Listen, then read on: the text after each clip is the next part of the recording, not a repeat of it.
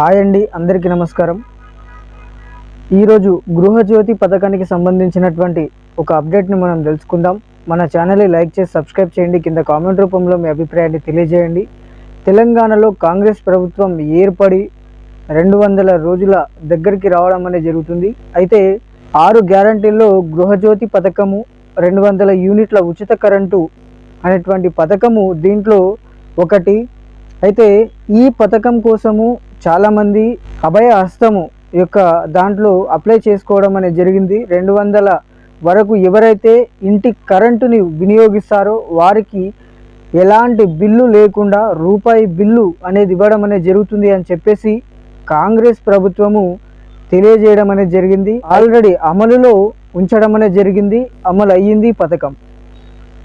చాలా వరకు ఈ పథకం 200 యూనిట్లు ఉపయోగిస్తున్నటువంటి వారికి బిల్లు రావడం లేదు అని ప్రభుత్వం కరాఖండిగా చెప్తున్నది. అయితే ప్రజల్లోకి వెళ్తే 200 కంటే తక్కువ ఉపయోగిస్తున్నటువంటి వారికి కూడా కరెంటు బిల్లు వస్తుంది అని చెప్పేసి ప్రజలు వారి యొక్క ఆందోళనను వ్యక్తం చేయడం అనేది జరుగుతుంది. అయితే దీని దృష్ట్యానే కాంగ్రెస్ ప్రభుత్వము మీ దగ్గరలో ఉన్నటువంటి మున్సిపల్ ఆఫీస్లోకి, అదేవిధంగా ఎంఆర్ఓ ఆఫీస్లో కానీ మీ దగ్గరలో ఉన్నటువంటి ప్రభుత్వ కార్యాలయంలోకి వెళ్ళి ఎవరికైతే 200 యూనిట్ల వరకు విద్యుత్ని ఉపయోగిస్తున్నారో వారికి జీరో బిల్లు రాలేదో వారు వెళ్ళి ఈ కరెంటు బిల్లు జీరో బిల్లు రాలేదు అని చెప్పేసి వారు మీ దగ్గర ఉన్నటువంటి ప్రభుత్వ కార్యాలయాల్లో ఫిర్యాదు చేయండి. దీనికోసం ప్రత్యేక కౌంటర్లు కూడా ఏర్పాటు చేసినట్టు మంత్రులు తెలియజేస్తున్నారు. కాబట్టి